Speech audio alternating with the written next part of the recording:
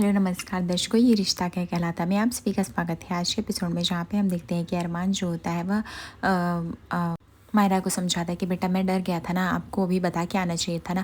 मायरा बोलती है सॉरी पापा, मैं आपको बताई नहीं। तभी अरमान बोलता है चलो कोई बात नहीं, लेकिन आप नेक्स्ट टाइम से याद रखो, पता है ना पापा कितने डर जाते हैं। मायरा बोलती है हाँ पापा, भी नेक्स्ट टाइम से ऐसा नहीं होगा, अभी मैं जाऊँ खेलने, आप बताओ। तभी उसके सारे दोस्त आ जाते हैं और यहाँ पे मायरा अपने सारे दोस्तों से अरमान का इंट्रोड्यूस कराती है। बोलती है ये मेरे कूल पापा है और मैं अपने पापा से कोई भी बात नहीं छिपाती हूँ और मैं अपने पापा के परमिशन के बिना कहीं भी नहीं जाती हूँ। मैं पहले अपने पापा से परमिशन लूँगी, उसके बाद ही तुम लोग के साथ आऊँगी। उसके बाद यहाँ पे मायरा पूछती है कि पापा क्या मैं जा सकती हूँ इन लोग के साथ। अरमान बोलता है हाँ हाँ बेटा जाओ तुम इनके साथ, कोई वो नहीं है। तभी यहाँ दूसरी तरफ गीतांजलि कहती है बहुत प्यार करते हो ना मायरा से, इसीलिए तो उसको जाने दिया, लेकिन अरमान तुम्हें इसे डरने की कोई ज़रूरत नहीं है। वो देखो ना अरहान और वो आयान साहिल के मॉम डैड भी हैं उसके साथ, 2 अडल्ट है, इसलिए तुम चिंता मत करो। अरमान बोलता है वो सब तो ठीक है, लेकिन कभी कभी मुझे मायरा के लिए बहुत ज़्यादा टेंशन होता है, इसलिए मैं कुछ कर नहीं पाता। दूसरी तरफ हम देखते हैं कि यहाँ पे अभीरा जो थी बहुत टेंशन में होती है। अभीरा सोचती है कि तू जानबूझ के ज़्यादा सोच रही हो, अपने आप से सवाल करती है क्या इतने बड़े मेले में अरमान कहाँ से आ सकता है, मैं ज़्यादा ही ओवर थिंकिंग कर रही हूँ, इसलिए मैं अपने काम पे फोकस नहीं कर पा रही। वैसे ये कपड़े किसके हैं पता नहीं चल रहा है। तभी यहाँ पे गीतांजलि आती है और बोलती है ये कपड़े मेरे हैं। अभीरा बोलती है कपड़े आपके, जहाँ तक मुझे पता है कपड़े किसी आदमी के, ये आपके तो नहीं हो सकते, लेकिन अगर आप इस दावे से बोल रही हैं तो किसी का होगा। गीतांजलि बोलती है हाँ एक्चुअली ये कपड़े मेरे। उसके बाद ये चुप हो जाती क्योंकि वो क्या ही बोले अरमान को, पति या क्या।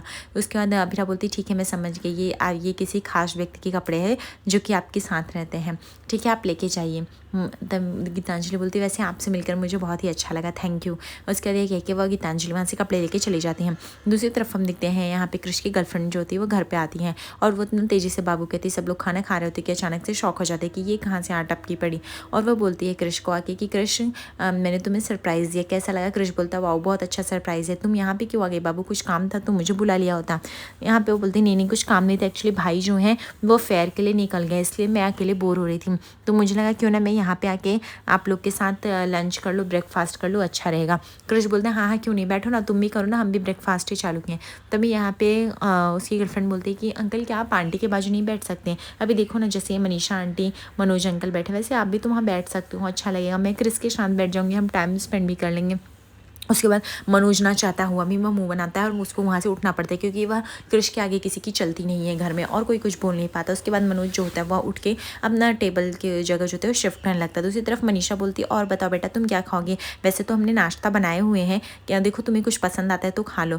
काजल बोलती है कि बेटा यहाँ पे तो शेफ़ नहीं है, अगर तुम अपने घर से कुछ शेफ़ लाना चाहते हो तो ला सकते हो, हमें कोई प्रॉब्लम नहीं है, यहाँ पे यूजली खाना मैं और मनीषा बनाते हैं, तो तुम्हारे मन का होगा कि नहीं खाना हमें नहीं पता, एक बार टेस्ट तो करो।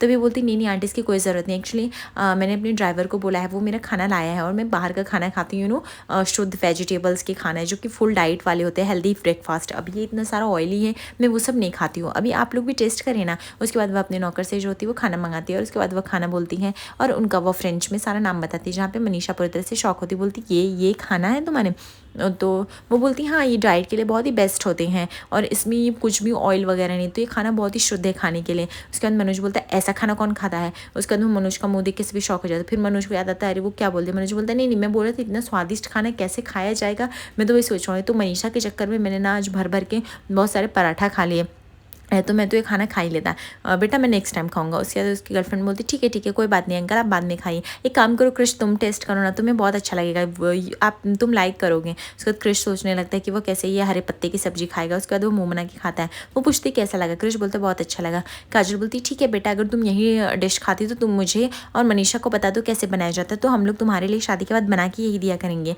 तो वो बोलती इसकी कोई ज़रूरत नहीं, एक्चुअली ये सब खाना आप लोग नहीं बना सकते हैं, आप लोग कितना ऑयली और मसालेदार खाना खाते हैं, मेरा हमेशा मैं ये ग्रीनी वेजिटेबल्स की तरफ से ऑर्डर करती हूँ, तो मैं वहीं से ऑर्डर करूँगी। तभी यहाँ पे मनीषा बोलती बाहर का कब से हेल्दी खाना होने लगा, बाहर का तो और भी गंदा खाना बनाते हैं, घर का खाना हेल्दी होता है। अभी देखो तुम पहले इतनी मोटी नहीं थी लेकिन अभी खा के कितनी, तो उसके बाद वो गुस्सा हो जाती, बोलती अच्छा तो आपके कहने का मतलब मैं मोटी हूँ, मुझे नहीं लगता इस तरह से किसी के मोटेपन का मजाक उड़ाना सही है, अगर मैं मोटी तो खुद को जाके आप आईने में देखिए कैसी लगती है। मनीषा को यह बात कहीं ना कहीं हर्ट हो जाती है और मनीषा जो रोते हुए वहाँ से चली जाती हैं। कियारा इस बात को संभालती हुई कहती हूँ मम्मी ने जानबूझकर नहीं कहा था, वो मम्मी के मुँह से मुझसे गलती से निकल गया, मैं आती हूँ। उसके बाद वो वहाँ से चली जाती है, जहाँ पे कृष उसको समझाता है इट्स ओके बेबी, बैठ जाओ तुम।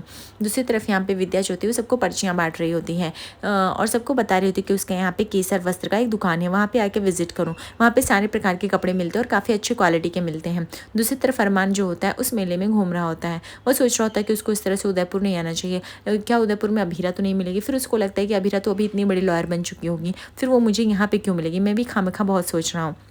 विद्या जो होती है अपनी पर्चियाँ बांट रही होती है और अचानक से उसके मुंह से वो अरमान की आवाज़ सुनती है, जैसे वो अरमान मायरा कुछ आवाज़ दे रहा होता है। विद्या को लगता है कि अरमान यहाँ पे कैसे आ सकता है और सारी पर्चियाँ जो होती है उसके हाथ से उड़ जाती हैं, जो कि अरमान के मुंह के पास जाके उड़ के गिरती हैं। अरमान सोचता है ये केसर वस्त्र ये क्या है, लगता है मैंने ऐसा लग रहा है कहीं नाम सुना सुना है, पर मेले में इतनी भीड़ होती है कि विद्या जो होती है वो अरमान को नहीं पहचान पाती और अरमान वहाँ से चला जाता है। तभी वहाँ पे माँ आती, बोलती विद्या तुम क्या करो, हमने पर्चियाँ बांटने के लिए दी थी, तुम्हें उड़ाने के लिए नहीं दी थी और तुमने उड़ा के रख दिया, बताओ कैसे आएंगे सारे कस्टमर, और तुम सोच क्या रही हो मुझे तो अभी भी नहीं पता चल रहा है।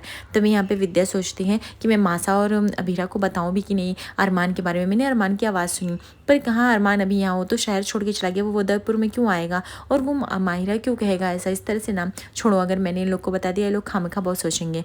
तभी उसकी दादी साहब बोलती है मुझे मासा मासा कहना बंद करो, चलो दुकान पे हमने जाके बोहनी भी करानी है। अभीरा जो होती है वो सारे कस्टमर्स के लिए एक थैंक यू का लेटर तैयार कर रही होती है और वो सोच रही होती है कि अगर ऐसे ही रहेगा तो उसका दुकान कैसे चलेगा, अभी भी सुबह से एक भी कस्टमर नहीं आए हैं, आखिर मुझसे क्या गलती हो रही है मुझे खुद को भी नहीं समझ में आ रहा है। बट नहीं, मुझे फोकस करना पड़ेगा, किसी तरह मुझे बिज़नेस मिला, मैं अपने हाथ से नहीं जाने दे सकती हूँ ये बिज़नेस।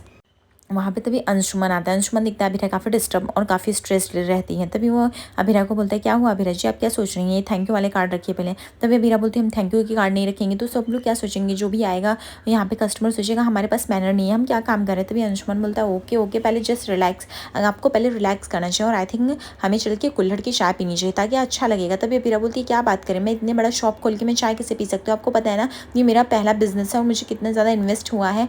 तभी यहाँ पे अंशुमन बोलता है एज अ बॉस होने के नाते मैं आपको ये ऑर्डर दे सकता हूँ, इसलिए चलना पड़ेगा।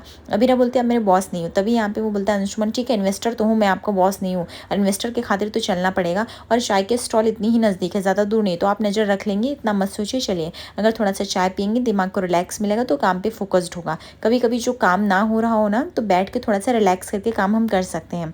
समझ में आ रही है आपको बात, इसलिए चलना पड़ेगा अभी आपको।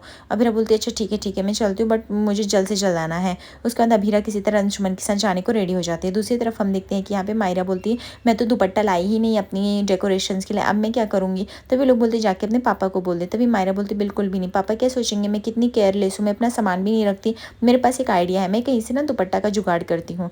तभी यहाँ पे अंशुमन बोलते हैं चाय पीजिए अभीरा जी, लेकिन धीरे धीरे पीजिए, जीभ जल जाएगी, इतना गर्म है। अभीरा बोलती मैं कैसे धीरे धीरे पी सकती हूँ, आपको पता है सुबह से कुछ भी बिजनेस नहीं हुआ है, दुकान वहाँ पे रखा हुआ है, दादी सा माँ से कितना ज़्यादा स्ट्रगल कर रहे हो, मैं यहाँ पे कैसे बैठ के चाय पी सकती हूँ। अंशुमन बोलता पता है लड़कियों को मल्टीटास्किंग होती है, लेकिन ये हम लड़के कह देते हैं ताकि हम लेजी बने रहे, हमें कुछ काम ना करना पड़े, वो सारी काम लड़कियाँ कर ले और अगर उनसे कुछ चूक हो जाए तो हम उन्हें बढ़ाओ चढ़ाओ में ये बोल दें।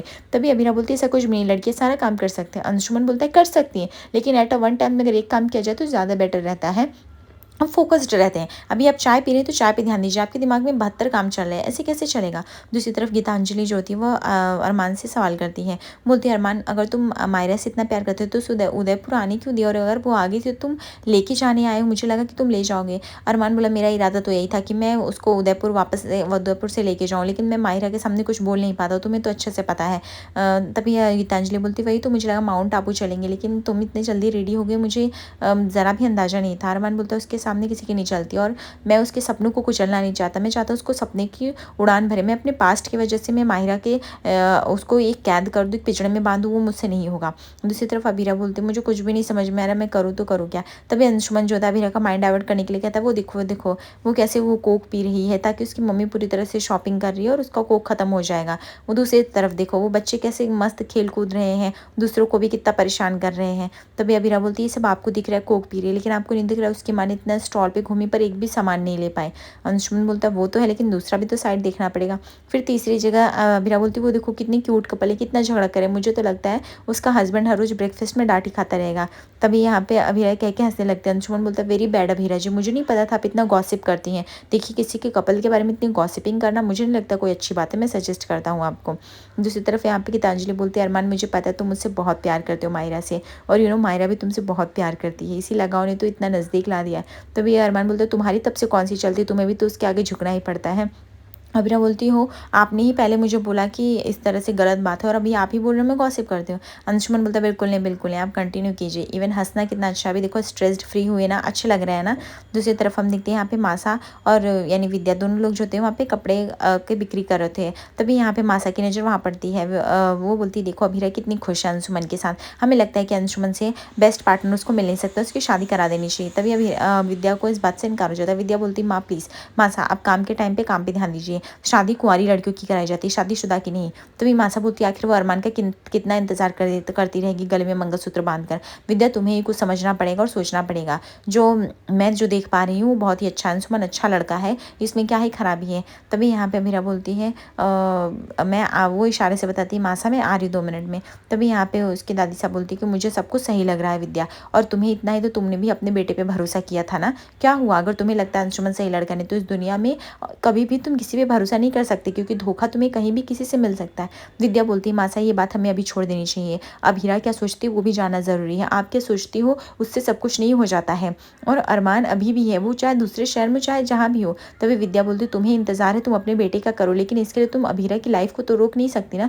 दूसरी तरफ हम देखते हैं मायरा को दुपट्टा दिखता है, लेकिन मायरा सोचते अब इस दुकान पे कैसे जाओ, इस दुकान पे तो दोनों बूढ़ी दादी हैं जो बहुत ही परेशान की थी, लेकिन मुझे दुपट्टा लाना पड़ेगा। एक काम करती हूँ रेंट पे ले लूँगी 20 रुपए का, लेकिन फिर उसको लगता है कि ये लोग तो 20 रुपए लेके भी वो दुपट्टा नहीं देंगे। तभी मायरा के दिमाग में आइडिया सूझता है और बोलती कि अभी मैं जाके वहाँ पे कुछ तो करना पड़ेगा।